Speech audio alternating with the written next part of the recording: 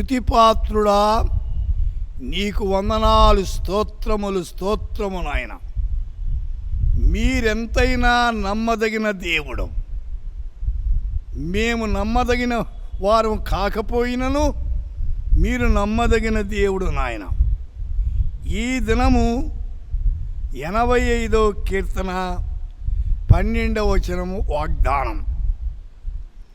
భూమి దాని ఫలమునిచ్చును. Our land shall yield her increase. हमारी భూమి अपनी उपज देगी. అయితే భూమి ఫలించాల. సృష్టి క్రమములో కూడా దేవుడు మొదటి మానవుతో మీరు ఫలించి అభివృద్ధి పొందండి అన్నాడు. ఫలించాల. ఫలభరితమైన జీవితం మానవునికి అవసరం. ప్రకృతిలో కూడా ఫలభరితమైన జీవితం కావాలి, అది చాలా అవసరం. అయితే ఆత్మీయంగా కూడా మనం ఫలించాల. అయితే ఫలభరితమైన జీవితము ద్వారా అనేకులకు దీవెన వస్తుంది. 84వ కీర్తనలో 11వ వచనములో యెహోవా కృపయు ఘనతయు అనుగ్రహించును. యథార్థముగా ప్రవర్తించు వారికి ఆయన ఏ మేలును చేయక మానడు. దేవుడు కృపామయుడండి, ఘనత ఇచ్చేవాడు. ఆయన కృప కలిగిన దేవుడు, ఘనత కలిగిన దేవుడు నీతో ఉండేది. అయితే యథార్థంగా బ్రతకాలి. యథార్థత చాలా అవసరం. దేవుని పిల్లల్లో యథార్థత ఉండుట అవసరం. యథార్థంగా ప్రవర్తించే వారికి ఆయన అన్ని మేళ్ళు సమకూరుస్తాడు.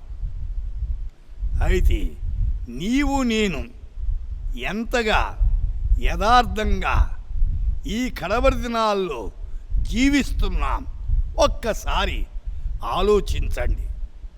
యాకోబు పత్రికలో 1వ అధ్యాయం 17వ వచనములో శ్రేష్టమైన ప్రతి ఈవియు సంపూర్ణమైన ప్రతి వరమును పరసంబంధమైనదై జ్యోతిర్మయుడగు తండ్రి యొద్ద నుండి వచ్చును. శ్రేష్టమైన ఈవులు ఇచ్చేవాడు దేవుడండి. ఎవరి పట్ల, ఏ సంఘము పట్ల, ఏ కుటుంబం పట్ల ఏ ఈవియాలో ఆయన తెలుసు.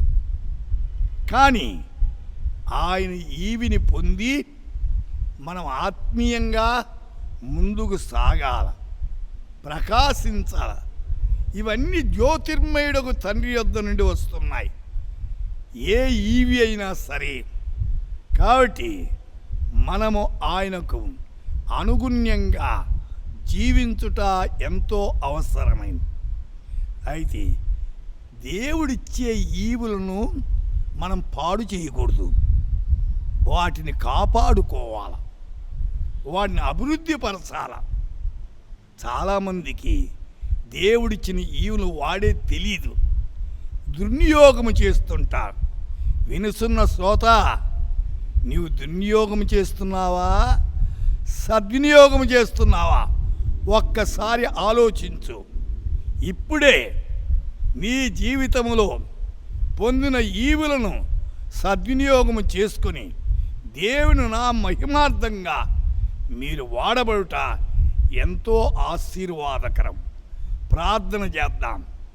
ప్రార్థన ఆలకించే మా తండ్రి, మీరిచ్చిన ఈవులను ప్రతివారు కాపాడుకుని ఫలభరితంగా జీవించేదానికి కృప చూపించమని, మీ దీవెల కింద భద్రపరచమని యేసు నామమున ప్రార్థిస్తున్నాము తండ్రి. ఆమేన్.